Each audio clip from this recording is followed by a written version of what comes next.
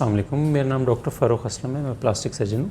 आज हम बात करेंगे पोस्ट वेट लॉस या वज़न कम करने के बाद जो बॉडी कंटूरिंग या बॉडी रीशेपिंग होती है वो क्या प्रोसीजर्स होते हैं।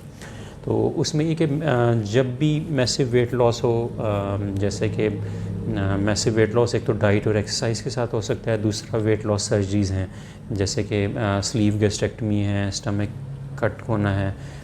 उसमें या नॉर्मली ये होता है कि ग्रेजुअली वेट लूज़ आपका हो रहा होता है। जो इस तरह मेजर वेट लॉस है नॉर्मली हम तब कंसिडर करते हैं जब normally around 30 to 40 kg weight loss किया हो आपने।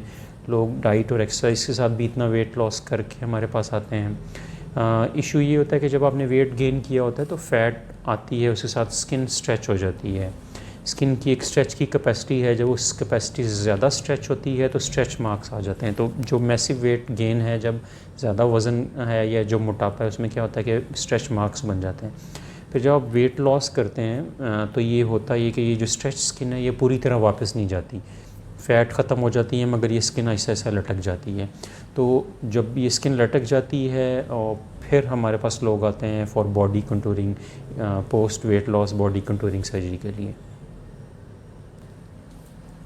डेफिनेटली मेल्स और फीमेल्स में डिफरेंस होता है। जब वेट लॉस होता है तो उसके साथ साथ डिफरेंट बॉडी पार्ट्स में चेंजेस आती हैं। ख़ास तौर पे जो मेन प्रॉब्लम आता है वो बेली के अराउंड आता है कि जब वेट लॉस होता है तो जो स्किन है वो लूज़ हो जाती है, वो नीचे लटक जाती है। कुछ लोगों में बाजुओं में और थाइज़ में भी स्किन जो है इसी तरह लूज़ हो जाती है। कुछ लोगों में बैक में, ख़ास तौर पे अपर और लोअर बैक पे फोल्ड्स बन जाते हैं। चेस्ट पे फीमेल्स में ब्रेस्ट जो है वो लूज़ हो जाती हैं।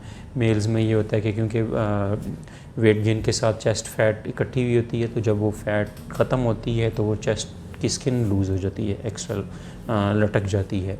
तो इस तरह मेल फीमेल में थोड़ा डिफरेंट बॉडी शेप्स में फ़र्क आता है, मगर मेजर एरियाज़ इन एरियाज़ में स्किन लूज़ हो जाती है।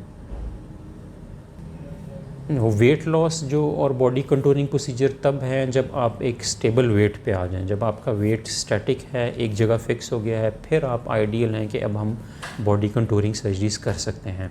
तो ये होता है कि वो डिपेंड करता है, जब आप आते हैं हमारे पास बॉडी कंटूरिंग सर्जरी के लिए पहले हम आपको असेस करते हैं। जो वेट लॉस के साथ नॉर्मली होता है कि अगर आपने डाइट के साथ किया है तो कई दफ़ा ऐसे होता है कि कुछ चीज़ों एसेंशियल चीज़ों की डेफिशिएंसी हो सकती है, तो हम पहले आपके टेस्ट करके वो चेक कर लेते हैं कि आपकी कोई ऐसी डेफिशिएंसीज तो नहीं है जो बाद में वुंड हीलिंग में कोई इशू कर सकती हैं। सेकेंडली ये कि अब आपका वेट स्टेबल है, जब ये चीज़ें ठीक होती हैं तो फिर हम प्रोसीड करते हैं इसकी तरफ। अब जो बॉडी कंटूरिंग सर्जरी है वो नॉर्मली हम स्टेजेस में करते हैं। उसमें डिपेंड करता है आपके कौन कौन से एरियाज़ हैं। एक से ज़्यादा जगह हम कंबाइन कर सकते हैं। अगर हमें ज़्यादा प्रोसीजर्स करने हैं तो नॉर्मली होता है कि एट मिनिमम भी 2 दफ़ा में हमें आपकी बॉडी कंटूरिंग करनी पड़ती है अगर ज़्यादा एरियाज़ है।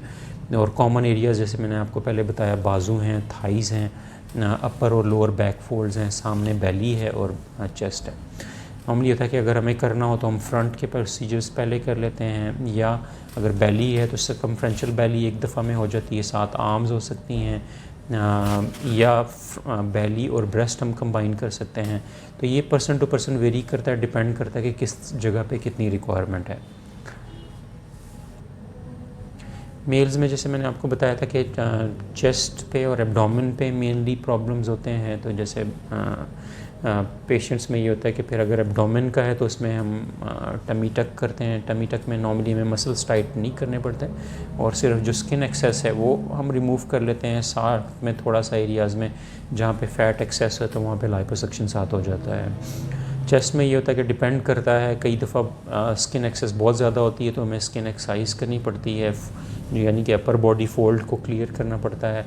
कि तो अगर स्किन एक्सेस ना हो तो सिर्फ लाइपोसक्शन से और जो थोड़ा सा ग्लैंड बना होता है उसको रिमूव करके भी चेस्ट कंटूर बेहतर किया जा सकता है। पोस्ट वेट लॉस सर्जरीज़ क्योंकि फिर हमें एक से ज़्यादा एरियाज़ करने होते हैं तो नॉर्मली हीलिंग टाइम थोड़ा सा ज़्यादा होता है। ऐसे पेशेंट्स में जो बहुत लीन बॉडी शेप में आ जाते हैं वो तो क्विकली हील कर जाते हैं, मगर जिनमें अभी थोड़ा सा फैट होती है और हमें लाइपोसक्शन भी ऐड करनी पड़ती है उनमें थोड़ा सा हीलिंग डिले हो सकती है। दूसरा अगर तो BMI नॉर्मल हो गया है तो फिर ये होता है कि हीलिंग तब भी अच्छी हो जाती है। अगर BMI थोड़ा सा अपर लेवल पे है तो फिर भी थोड़ा सा हीलिंग डिले हो सकती है। बाकी न्यूट्रिशनल भी अगर आप ऑप्टिमाइज़ हैं तो फिर भी हीलिंग आपकी बेहतर हो जाएगी। तो ये चीज़ें हम नॉर्मली पहले से ही चेक भी कर लेते हैं, डिस्कस भी कर लेते हैं। और फिर जब आप और दूसरा ये होता है कि जब आपकी सर्जरीज़ होती हैं उसके बाद आपने गारमेंट्स पहनने होते हैं ताकि आपकी स्किन अपनी जगह पे रहे, पोस्ट सर्जरी जो स्वेलिंग है वो ना हो, और जो अगर हमने लाइपो किया हुआ तो स्किन वापस अपनी जगह पे चली जाए। मज़ीद कुछ पूछना चाहते हैं तो मुझे मैसेज कर सकते हैं, या अपनी पिक्चर नीचे वाले नंबर पे व्हाट्सएप कर दें, या मैं ईमेल कर दें, तो हम आपकी बॉडी शेप देख के आपसे कुछ क्वेश्चंस पूछ के और फिर हम आपको प्लान दे सकते हैं कि आपके लिए क्या सूटेबल है।